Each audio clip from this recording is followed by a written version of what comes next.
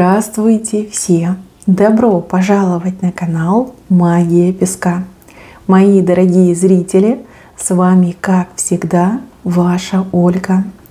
Всех вас сердечно благодарю за то, что выбираете быть со мной, за вашу невероятную и теплую поддержку, за вашу помощь, за ваши донаты. Земной вам поклон! Сегодня у нас будет отсыпочка на такую тему. Вам сообщение. Какое сообщение должно вас найти именно сегодня, именно сейчас? Посмотрим, от кого и о чем вам будет сообщение. Если тема интересна, пожалуйста, присоединяйтесь, загадайте на себя и давайте посмотрим. Я прошу высшие силы дать мне возможность ответить на все ваши вопросы и послать для вас только самую важную, нужную и полезную информацию.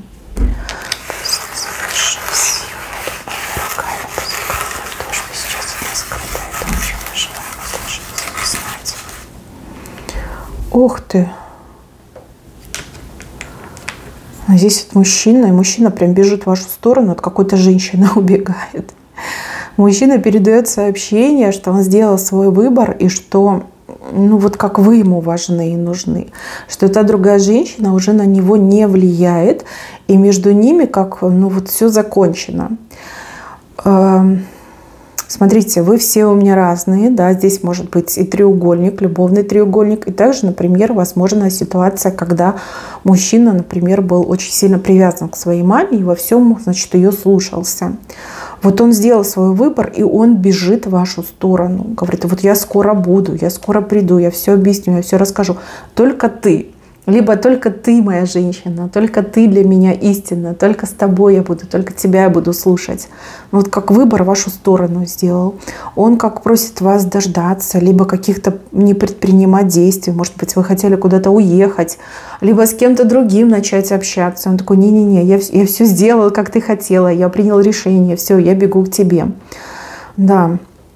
И также, возможно, если у мужчины были проблемы с женщиной, и это как-то влияло на ваши отношения, то он, значит, там уже все как бы рассчитался, расквитался и бежит в вашу сторону. То есть он просит его дождаться, дать возможность ему добежать до вас и все вам объяснить.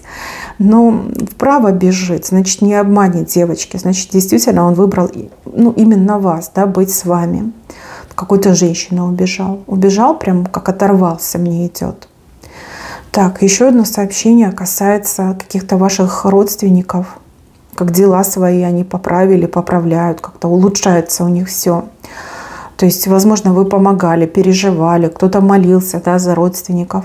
Вот у них худо-бедно, но дела как-то улучшились за последнее время. Либо благодаря вашей помощи, либо вашими молитвами, да, вашими, может быть, какими-то еще и действиями дополнительными. Вот полегче им стало, полегче, получше. И перспективы у них, кстати, самые хорошие. Здесь, видите, завядший листочек, а здесь новенький начинает расти. Так что все у них будет хорошо. И все благодаря вам. Но почему-то так показано, что ваши родственники не особо... Ну, это, конечно, обидно, наверное, прозвучит. Но вот раз вы зашли на эту отсыпку, скажу, как есть. То есть они не особо вот эту ситуацию ставят вам в заслугу. То есть они считают, что вот они сами этого всего добились. Хотя я вижу, что без вас у них бы вообще ничего не получилось. Вот все бы так вот прахом-крахом и пошло. А вот вы вмешались, то ли вы действительно им помощь оказали, как я сказала, да. Может быть, вы человек очень сильный, и вас небеса слышат, да, вы за них молились, например, да, много думали, переживали, может быть, даже какие-то специальные молитвы читали, либо обряды проводили, да. Вот вижу часто на своих отсыпках, что ко мне приходят очень сильные люди, которые обладают очень незаурядными способностями, да. Вот мне показано, что благодаря вам, а родственники почему-то посчитают, что нет, это мы сами типа справились. Ну, какие-то немножко они у вас, ну, извините, неблагодарные, да, вот как-то так вышло. Но вот дела у них улучшаются. То есть вы что могли, то и сделали. Благодаря вам они спаслись. Ну, вот это мое мнение, это то, что я вижу здесь. Если бы не вы, ну ничего бы у них там не выросло, не проросло, а все бы наоборот вот как сгнило бы, да, пропало бы. А вы вмешались и все исправили. Но они почему-то этого не замечают. Либо делают вид, что они не замечают. Да? Может быть, люди такие.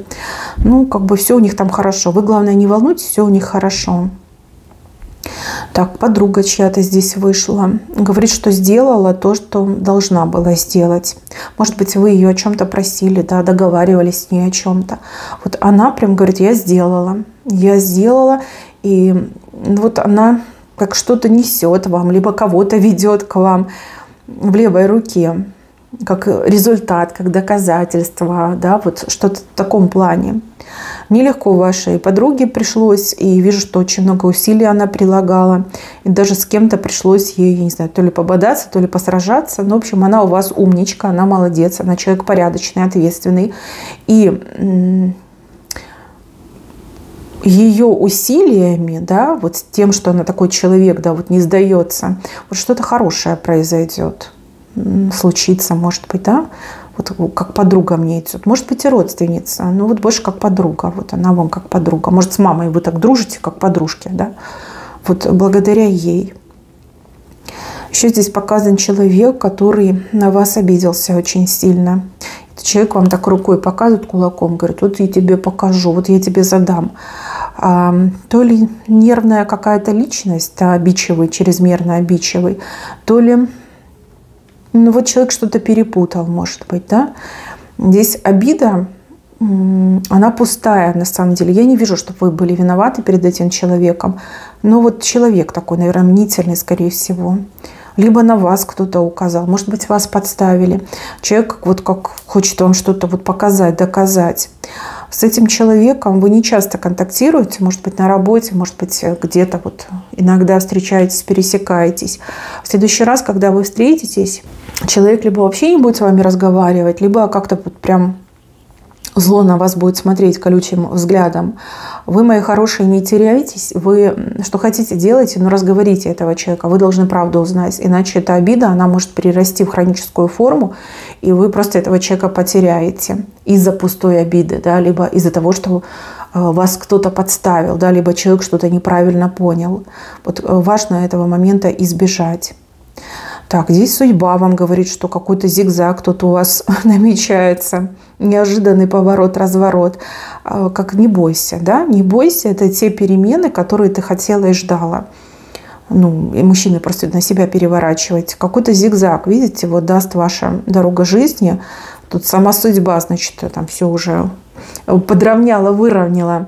Перемены, которые вы просили. Вот дословно, да, вы хотели каких-то перемен, вы на что-то загадывали, вам это было необходимо, и это случится через вот этот зигзаг, да, через этот резкий поворот, разворот, что это у вас такое.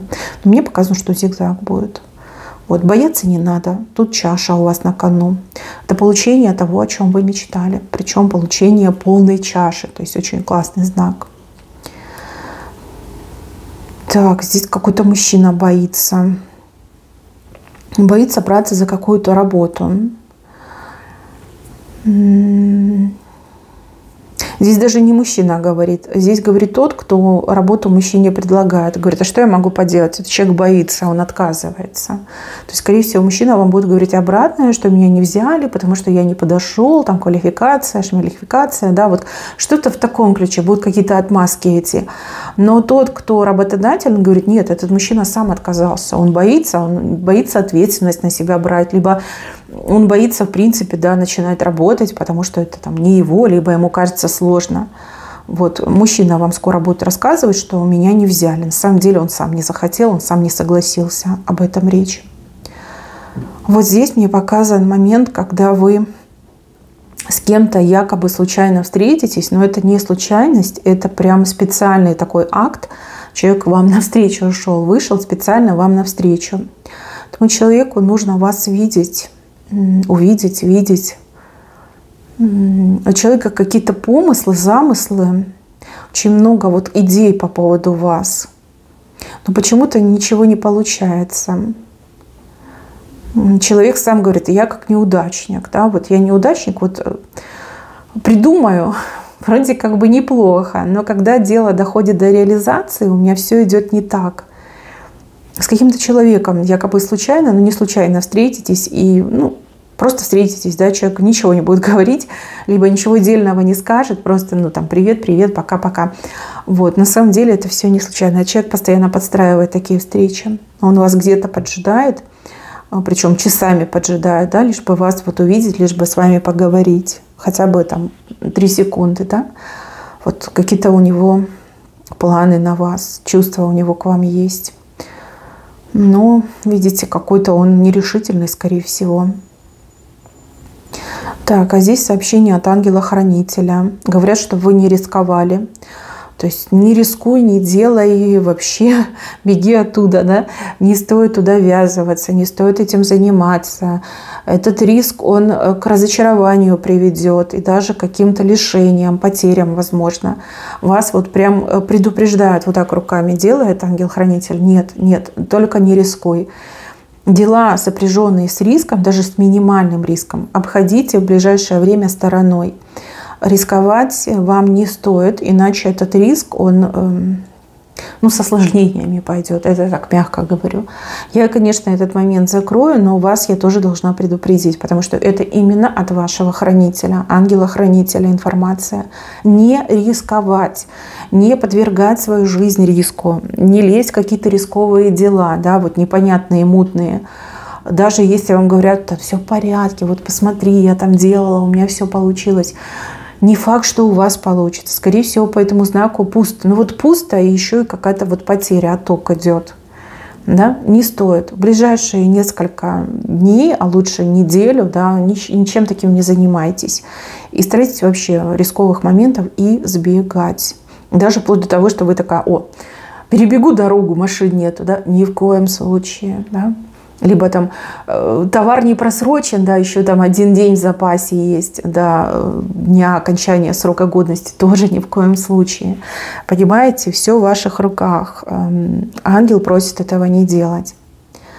Так, еще вам сообщение от такой крупной женщины. Она крупная в теле, грудь большая у нее.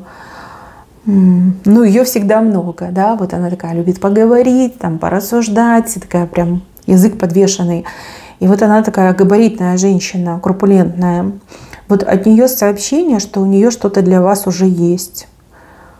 При следующей встрече она вам это либо уже конкретно отдаст, либо она вам это расскажет. Вот у нее для вас уже что-то есть. Она ничего не забыла, она как все помнит, да, договор в силе. Улитка. Ну да, возможно, медленно дело проходит, да, как-то медленно она двигается, либо медленно она занимается вашим вопросом, но там какие-то обстоятельства, от нее ничего не зависит. Все, что от нее зависит, она делает, и она о вас не забыла. Она сама понимает, что это как-то неудобно, слишком долго, медленно, но тем не менее она говорит, договор в силе. В следующий раз, вот когда мы встретимся, увидимся, я тебе все это объясню, либо уже конкретно что-то дам. Так, а вот здесь у нас человек за стенкой. Этот человек на вас жалуется. Я так понимаю, что это соседи, да? Кто у вас там по соседству живет? За стенкой человек жалуется на вас, как высказывает вам, что вы там, не знаю, громко кричите, либо вы там громко храпите, либо у вас там музыка громко играет, на цыпочках слишком громко ходите, ему эхо отдает, либо ей эхо отдает. Но этот человек вам ничего не говорит, этот человек кому-то другому говорит. Вот как жалобы, что ли, на вас строчит, либо, может, я не знаю, в полицию обращается, либо там в дом управления, либо как они там называются. В общем, куда-то жалуется этот человек и будет дальше жаловаться, потому что вы слишком шумные. Семья шумная, либо вы конкретно что-то там такое делаете, да, там громко пальцем в телефон тыкаете, да, слышно. Но я так скажу, что этот человек прям живет у стенки. Может, человек специально прислушивается, а что вы там, а как вы там, что там у вас происходит. Может быть, у вас животное есть, и человек на это еще может жаловаться.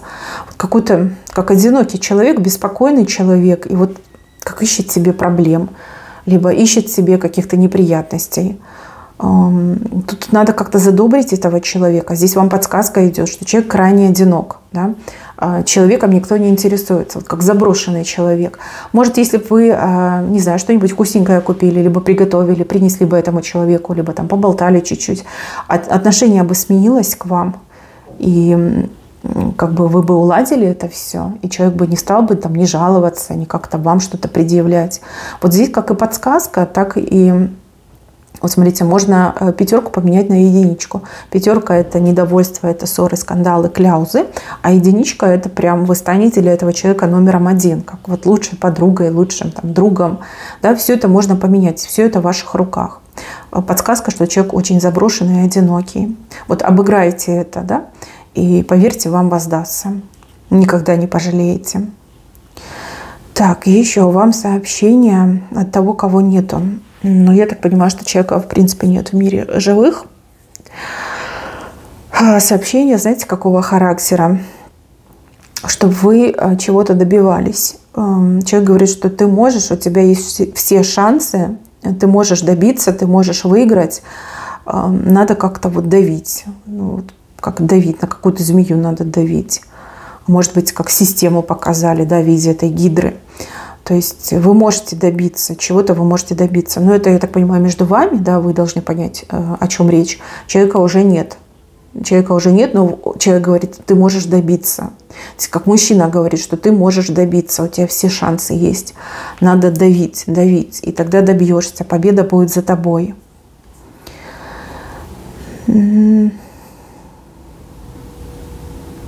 Здесь вот мужчину показали.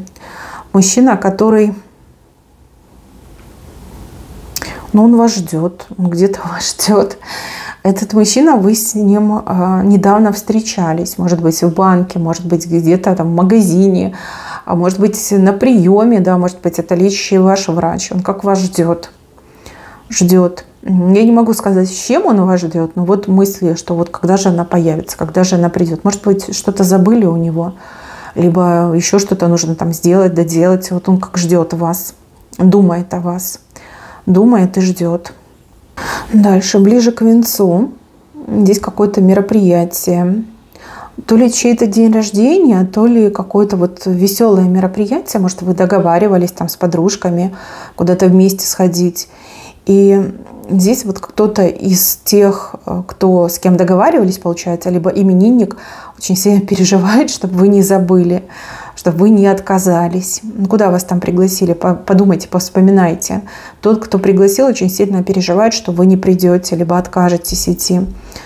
Человек к вам очень хорошо относится, и вы для этого человека очень важны. Вот, да, возможно, если это день рождения, то человек приготовит ваше любимое блюдо, либо закажет ваше любимое блюдо. Вот что-то как для вас сделает. Возможно, у кого-то из родственников день рождения, да, человек думает, блин, поздравит, не поздравит, придет, не придет, да, вот такие мысли. Вот как на праздник вас куда-то ждут. Важно, чтобы вы пришли.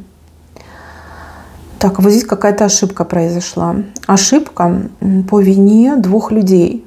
Один человек свою ошибку признает и очень сильно в этом раскаивается. Да? Человеку очень жаль. Человек хочет вам признаться. А другой человек, наоборот, такой, нет, типа, мы не должны признаваться. Мы должны там игнорировать это. Да? Вот какая-то ошибка произошла. 2 человека. Как 2 женщины. Там. Одна прям такая худая, высокая, и она не хочет признавать свою ошибку. Она, наоборот, эту ошибку, может, на вас даже хочет скинуть. А вот другая такая вот миленькая, маленькая, вот она прям очень душевный человек. И вот она готова признать. Но вот эта высокая ей не позволяет. Но произошла ошибка. Может быть, в документах, может быть, в каких-то делах. Это чисто человеческая ошибка, да, и они вдвоем вот как-то это все прощелкали. Но одна готова все признать, а вторая нет. Прям будет такая нет, и все, отнекиваться будет.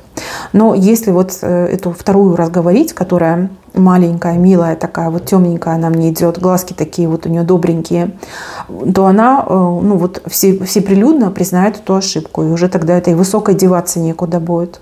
Но это как бы уже ваше дело. Либо вам придется еще дольше подождать, но получить потом готовое, либо вы станете в позу и скажете так, в чем дело, кто ошибся, да, и будете добиваться, чтобы этих виновных наказали. Но там именно ошибку показали. Так, и еще здесь как сообщение от вашей силы мне идет, потому что у вас в руках большая куриная лапа. Сила требует выхода, сила требует действия. Вы можете что-то сделать для себя, и вы к этому готовы. Вы к этому готовы. У вас сила, она как будто бы, вот, как сказать, гоняет туда-сюда. Снизу вверх, и все это по кругу. Нужен выход вашей силе. Но это не про физическую силу, нет, это больше про эзотерическую силу, про магическую силу. Если у вас странные сны, у вас странное состояние, вы прям чувствуете, что внутри как напряжение растет, это ваша сила требует выхода. Выход нужно применять. Сила бродит, она перекисает, да? Нужно ее применять. Я думаю, что у вас, наверное, есть какие-то знакомые, которым нужна помощь там, в исцелении, допустим, да, у человека там что-то болит, либо травма, либо какая-то хроническая, да, патология. Может быть, есть человек, от которого вы чувствуете фонить негативом. Да? Вы можете применить свою силу для того, чтобы людям помочь. Да? Даже себе можете помочь, если есть такая необходимость. Вот сила требует выхода. Не позволяйте силе вот бродить туда-сюда и перегорать, потому что вы от этого болеть можете. Ну, когда сила перегорает, она очень болезненно выходит. Вернее, остатки уже болезненно выходят. Практиковать, надо практиковать. Ну, вот как сила сама же вам и говорит, что ты готова, либо ты готов, давай, бери меня и делай что-нибудь. Пора, да? Вот такой вам знак. Мои хорошие, на этом у меня все. Берегите себя. Всем спасибо за внимание. Всем пока-пока.